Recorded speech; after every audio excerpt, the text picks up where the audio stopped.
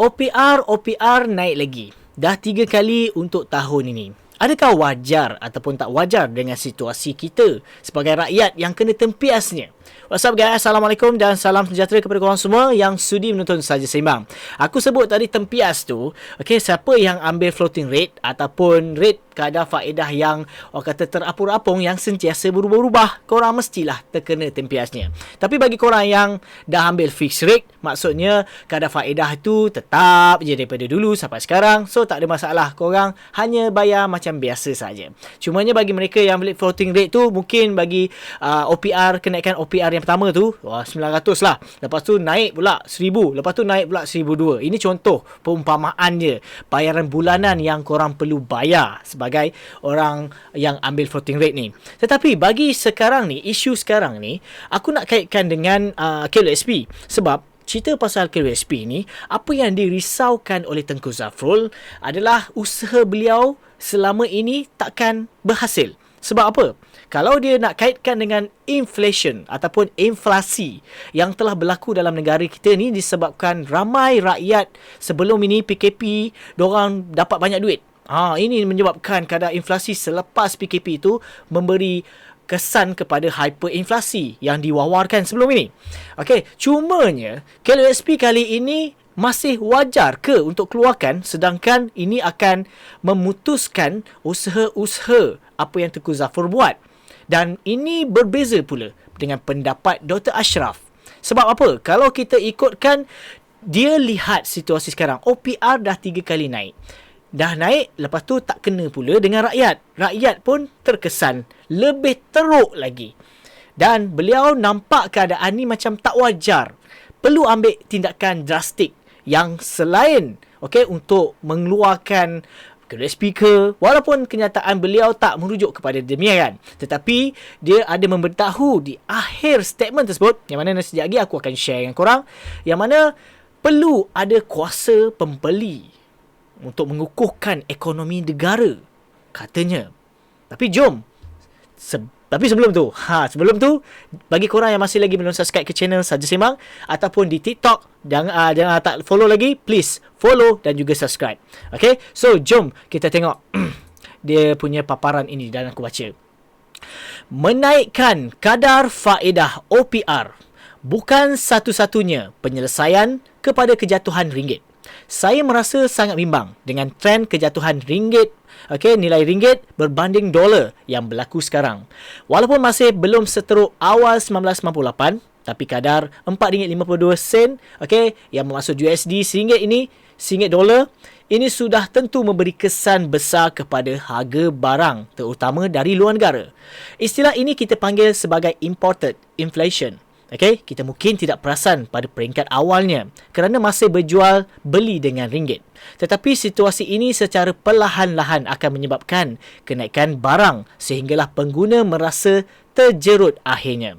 Saya kira sudah sampai masanya satu tindakan drastik dibuat. Langkah menaikkan kadar faedah OPR nampaknya kurang berkesan untuk menaikkan semula nilai ringgit. Antara langkah yang saya lihat boleh dibuat adalah dengan mengenal pasti semula barangan keperluan import yang terkesan disebabkan kejatuhan nilai ringgit. Contohnya, produk-produk berasaskan tepung. Dengan pengenal pastian ini, kerajaan boleh melaksanakan kaedah mengurangkan kos dalam jangka pendek seperti penghapusan duty import secara sementara. Langkah ini sudah tentu akan memerlukan tindakan bersepadu daripada Jabatan Perdana Menteri, Kementerian Kewangan dan MITI. Saya sebenarnya bimbang apabila rakyat mula melihat usaha-usaha kerajaan selama ini sebagai retorik. Sebab kita lihat seolah-olah hanya menumpukan kawalan kepada harga minyak dan ayam. Sedangkan hakikatnya kelangsungan hidup jauh lebih besar daripada itu.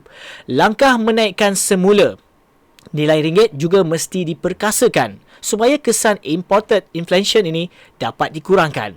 Jika sekiranya kerajaan masih percaya mata wang kita boleh dipulihkan dengan menaikkan kadar faedah, maka saya minta agar satu kadar pengecualian ataupun subsidi ke atas industri PKS dan rakyat M40 ke bawah hendaklah dipertimbangkan. Dalam keadaan ini, kita tidak wajar mengurangkan kuasa beli rakyat kerana ia bertentangan dengan polisi pemulihan ekonomi negara. Kerana ekonomi setiap negara itu terasnya datang daripada keyakinan rakyat mereka. Apabila rakyat hilang percaya, maka ekonomi akan runtuh binasa. Itulah statement yang dikeluarkan oleh Dr. Ashraf. Okay? Yang mana kalau kita faham sahaja tentang apa yang berlaku ini, kita akan tahu apa yang dimaksudkan Tengku Zafrul pula, Dr. Ashraf ini. Maksudnya naikkan balik, okay, kadar orang kata kuasa pembeli. Okay? Kuasa pembeli ni korang rasa kalau macam orang dah tak ada duit, macam mana dia nak beli? So sebab itulah kena create balik macam pengeluaran khas 1.0 ni.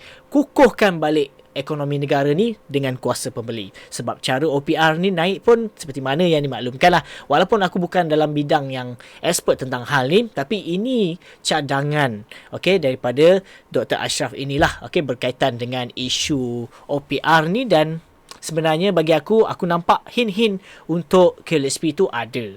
Okay? Pengeluaran nak harapkan siapa? Bantuan sahaja. Contoh, bantuan sahaja yang boleh keluarkan duit untuk rakyat guna. Berapa patusan BKM tu rakyat dapat? Tak dapat. At least BKM ada. Pengeluaran khas kali kedua ni, kalau wujudkan, ada macam balance sikit. Sebab tak semua M40 ada. Betul tak? Okay, bagi BKM. So, at least M40 ada dekat pengeluaran khas 2.0 tu. Okay, walaupun kita lihat sini adalah satu cara untuk orang kata sebenarnya menaikkan ekonomi negara, tetapi apa yang kita boleh buat sebenarnya berdoa sahajalah. Okay, apa yang situasi sedang berlaku ini. Dan perkembangan semasa tentang PJR, okay, nanti aku akan maklumkan dalam next episode. Itu sahaja perkongsian dalam episod kali ini. Diharap sedikit sebanyak memberi info yang terkini daripada channel Saja Sembang. Bagi korang yang masih lagi belum subscribe ke channel Saja Sembang dan belum lagi follow channel Saja Sembang ini, please lah klik button follow dan klik button subscribe. Aku Faizwan. Assalamualaikum.